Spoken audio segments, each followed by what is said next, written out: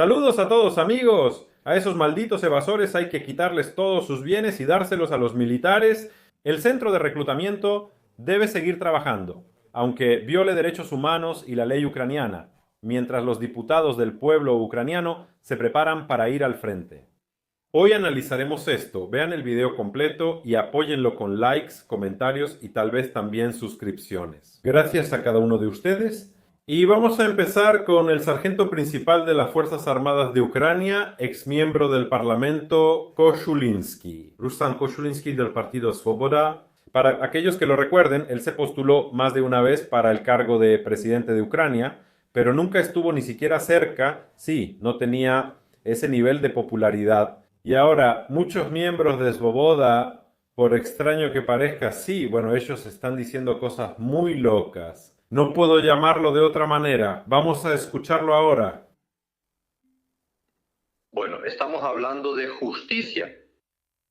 Entonces, el presupuesto es como un espejo de justicia. ¿De dónde la están tomando y a dónde la están dando? Tengo una sola pregunta. ¿De casualidad no estarán quitando fondos a los evasores que huyeron y se fueron de su país? Tal vez deberías empezar con eso.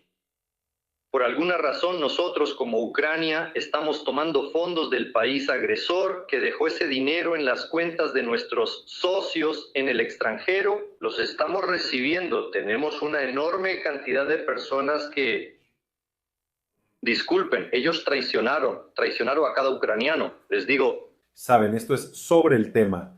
Todos los que se fueron al extranjero son malos. A quienes se fueron al extranjero hay que quitarles todo, incluso los pasaportes. Por alguna razón, el señor Koshulinsky olvida que a las personas ya empezaron a traerlas masivamente a Ucrania, o los preparativos ya están en camino.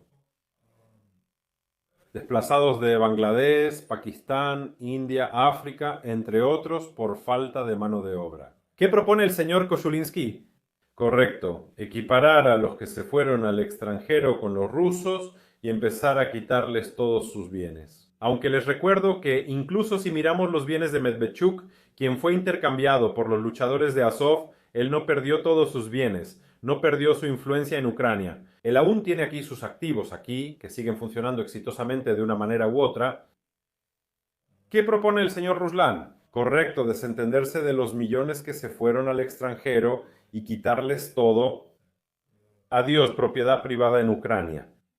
Hay muchos hombres. Hoy no puedo ni siquiera sustituir a un militar en una posición. Simplemente no tengo con quién, por decirlo así. Sí tienes. Puedes agarrar tus cosas e ir a las posiciones tú mismo. Pero aquí, los exdiputados, miembros del Parlamento de Ucrania, todos esos que están cerca del poder, los que tienen conexiones y así, sus conocidos, amigos, familiares y demás, pueden ponerse el uniforme militar y caminar por los estudios, hablar sobre qué tan héroes son y qué tan padres son al defender a Ucrania. Ninguno de ellos ha estado nunca, ni nunca en su vida estarán en las posiciones. Eso es algo que realmente tienen que entender. Y cuando alguien se pone el uniforme militar, eso no es una indulgencia. Y eso no significa que esa persona pueda presentar y expresar su opinión como si fuera una verdad. Al mismo tiempo, llamar realmente al derrocamiento del orden constitucional, sí, como propone ahora Koshulinsky, es esencialmente eso, el derrocamiento del orden constitucional, porque él propone devaluar total y completamente la vida de un ucraniano y quitarle su propiedad privada. ¿Qué es esto? Estas personas, después de hacer declaraciones tan directas, siguen siendo funcionarios y siguen en el poder. Y cuando ellos dicen esto, ¿sabes? Es un poco diferente a cuando un bloguero comenta algo en internet en algún lado. Pero si un bloguero dice algo en internet, lo hacen disculparse en cámara en 2 horas. Pero personas como el señor Koshulinsky aún están en el poder y continúan recibiendo todos los beneficios. Ellos esencialmente están exentos y blindados del despliegue de primera línea. Y ellos se quedan sentados diciendo, bueno, yo no huí, yo me quedé aquí, y ahora tenemos muchísimos de estos beneficiados. Y empiezan a contar que son héroes, lo combativos que son, y cómo nadie los puede reemplazar al azar. ¿Cuántas veces Koshulinsky estuvo en las trincheras o en posiciones de tormenta? Eso es todo lo que necesitas saber. No hay nadie con quien reemplazarlo, porque simplemente no hay nadie con quien reemplazarlo. ¿Está proponiendo quitarle dinero a aquellos que se fueron? Así es. Sí, tengo una pregunta para los diputados, miembros del Parlamento. ¿Es justo que ellos usen los mismos derechos constitucionales y derechos civiles como los hombres del servicio que entregan su vida y su salud? Tal vez deberían pagar por ello. ¿Quiénes son ellos? ¿Los diputados miembros del Parlamento? Bueno, porque los diputados miembros del Parlamento también disfrutan de todos esos beneficios, e incluso mejores que el de nuestros militares. ¿Y qué hay de los soldados de retaguardia, que nunca han estado en zona de combate? ¿Ellos no los disfrutan igual? Todos los que están exentos del ejército o cerca de aquellos que están en el poder, todos los trabajadores del gobierno, ¿no usan los mismos beneficios? ¿O tal vez han estado en zona de combate al menos una vez? ¿O han tenido alguna tarea de combate en la que pudieron haber muerto? No, pero la pregunta es solo para aquellos que se fueron al extranjero. Eso es todo lo que necesitas saber. Ahora escuchemos al diputado. La sociedad es un todo que no entiende qué es la guerra. Digo, en general, tuvimos las primeras personas que fueron...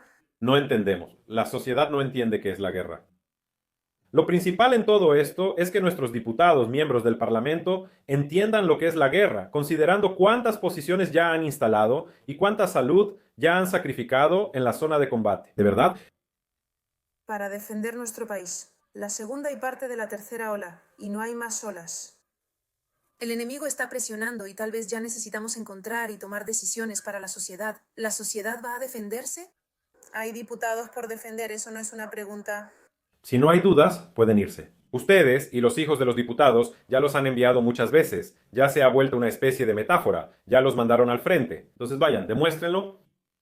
No había ninguno de ellos ahí. Lo mismo pasó con algunos artistas, como Kozlovsky, quien dramáticamente se puso el uniforme militar y dice: voy a defender el país.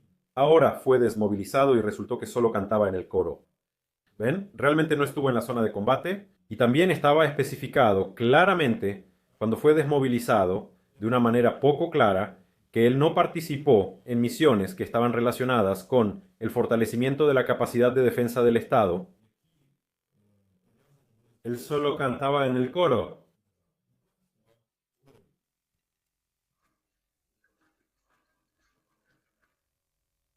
Fediyenko puede demostrar con su propio ejemplo cómo asaltar correctamente las líneas de árboles, pero no hablará de eso. ¿Por qué? Porque le resulta más fácil opinar desde el estudio y decir a otros cómo vivir. Y ya es hora de ponerle fin a esta historia donde todos los que tienen exención, todos los que tienen algún poder, pueden decirle a los demás cómo deben vivir y cómo deben manejar sus propias vidas. Porque los mismos diputados miembros del Parlamento no van a hacer esto. Solo van a hablar de eso en la televisión, en los telemaratones y así sucesivamente. Y también tenemos otra declaración de Fedien. Le guste o no a esta sociedad, ya sea que esta sociedad escriba cosas malas sobre mí o no, aunque les guste o no, pero el centro de reclutamiento provee personal para nuestras Fuerzas Armadas de Ucrania. Solo esas personas en nuestro país que saben que nadie va a empacar nunca en una camioneta puede decir cosas así. Tienen protección, poder y conexiones. Por eso pueden decir cosas así y sus amigos, hijos, familiares, padres también están completamente protegidos. Esa es la casta superior, no es para ellos. Y ellos pueden ir y contar esas historias. Si alguien quiere oponer algo diferente, déjenlos que lo hagan. Yo, como un gran partidario del reclutamiento, tengo que admitirlo. Desafortunadamente ha fracasado. Es correcto, porque nuestro dinero no se invierte para reclutar. Nuestro dinero se invierte para movilizar a la fuerza, atrapando a alguien en la calle, y bajo amenaza de prisión lo toman y lo envían al frente. Así es como funciona, pero si se trata de reclutamiento, hay que esforzarse un poco más. Hay que mostrarle a la gente que pueden venir aquí y darles una buena propuesta. Y por supuesto es mucho más fácil no negociar con nadie, pero solo usar la fuerza en métodos para influir en la gente, porque con ellos no tienes que negociar. Subirlo a la camioneta y manejar en reclutamiento. Tienes que negociar, tienes que poner orden y hacer que la gente quiera venir por sí misma, ¿verdad? Pero nuestros diputados, miembros del Parlamento, no pueden hacer eso. No son competentes. Ya se acostumbraron a enviar señales solo en una dirección y no manejar el tráfico que llega, ¿sabes? Por eso hoy en día no son competentes y actualmente son incapaces de actuar. Porque si después de todos estos años de invasión a gran escala no lograron organizar el reclutamiento o al menos eliminar la movilización forzada, entonces en realidad hay muchas preguntas sobre su competencia y habilidades. ¿Qué opinan? Escriban en los comentarios, me encantaría leerlos. Y ahora escuchemos al héroe de Ucrania, el mayor defensor de la dirección de Donetsk, Yevgen Diki. La propaganda hizo que muchos de los ucranianos ordinarios, genuinos y honestos piensen que el centro de reclutamiento del territorio es el enemigo. Los rusos también son enemigos, pero ellos son otros enemigos. Para dañar a un moscovita hay que arriesgar la vida, no solo esconderse en los arbustos.